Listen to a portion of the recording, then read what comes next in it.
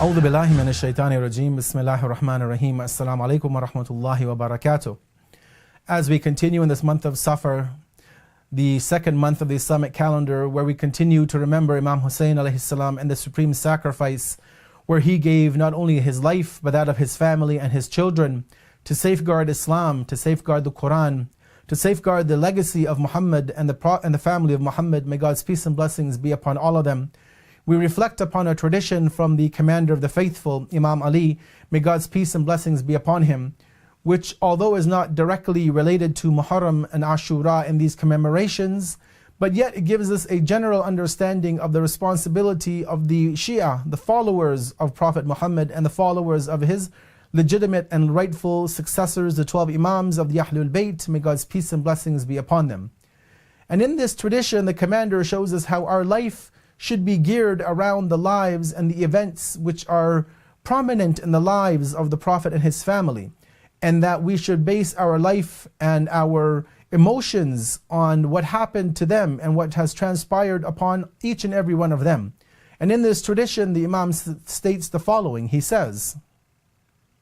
"Surely Allah has chosen for us followers, Shiites, who assist us and are happy at our happiness and are sad in our times of sadness."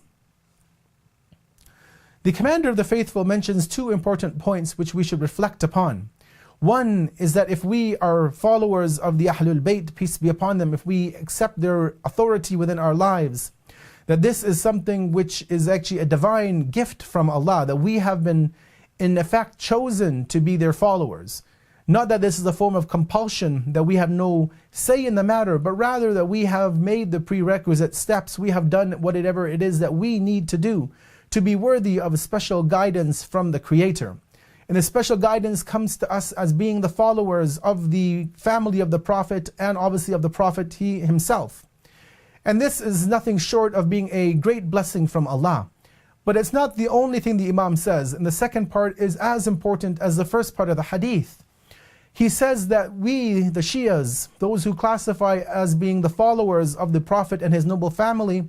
that we have a unique trait, that we are happy at the times when the Prophet and his family are happy, and we show sadness and we change our state when they are in a state of sadness. Now we don't know exactly when they would be happy or sad on a day-to-day basis, but we know for a fact that when happy events have occurred in history, when things of a pleasing nature would occur to them, or things within the family or the community or society would happen which were a blessing, that they would definitely be happy at those occasions and instances.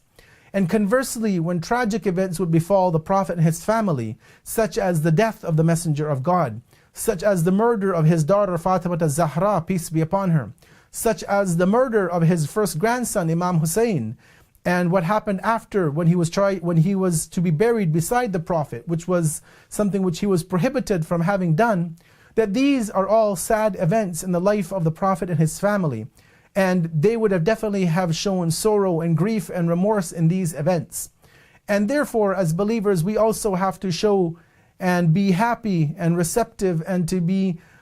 one who are in a state of happiness and jubilation when the Ahlul Bayt would be happy. And also to realize when those times of sadness come about, that we also show our sadness and we offer our condolences to the Prophet and his family in those times of grief and sorrow and lamentation. And this is truly what it means to be a Shia, is to ensure that every aspect of our lives is molded and patterned after our noble 14 guides and representatives of Allah, that we follow them in every single footstep, including in their times of happiness and times of grief. Wassalamu alaikum wa rahmatullahi wa barakatuh.